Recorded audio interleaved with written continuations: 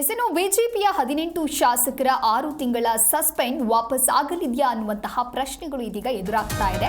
ಯಾಕೆ ಅಂತ ಹೇಳಿದ್ರೆ ವಾಪಸ್ ಪಡೆಯೋದ್ರ ಕುರಿತಂತೆ ಇದೀಗ ಡಿಕೆ ಶಿವಕುಮಾರ್ ಸುಳಿವು ಕೊಟ್ಟಂತೆ ಕಾಣಿಸ್ತಾ ಇದೆ.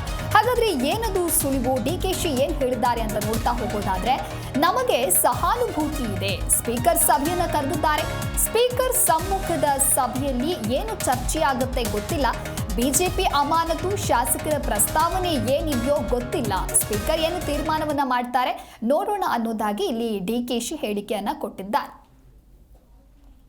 ಸ್ಪೀಕರ್ ಸಾಹೇಬರು ನಮ್ಮನ್ನೆಲ್ಲ ಒಂದು ಮೀಟಿಂಗ್ ಕರೆದಿದ್ದಾರೆ. ಮೀಟಿಂಗಲ್ಲಿ ಏನು ಚರ್ಚೆ ಮಾಡ್ತಾರೆ ಅಂತ ನಮಗಿನ್ನ ಗೊತ್ತಿಲ್ಲ. ಸೊ ಅದಾದಮೇಲೆ ನಾನು ಹೇಳ್ತೀನಿ, ನಾನು ಹೆಂಗೆ ಈಗ ಏನು ಅವ್ರು ಚರ್ಚೆ ಮಾಡಿದೆ, ಏನು ಪ್ರಸ್ತಾವನೆ ಇಟ್ಟಿದ್ದಾರೆ, ಅದು ಏನು ಹೇಳಿದೆ, ನಾನು ಅದನ್ನು ಮಾತಾಡೋಕ್ಕೆ ಬರೋಲ್ಲ.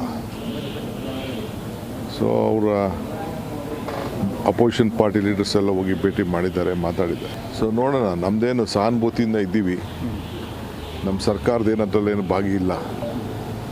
ಏನು ಸ್ಪೀಕರ್ ಏನು ಡಿಸಿಷನ್ ತೊಗೊಳ್ತಾರೆ ಅದಕ್ಕೆ ನಾವು ಬದ್ಧವಾಗಿದ್ದೀವಿ.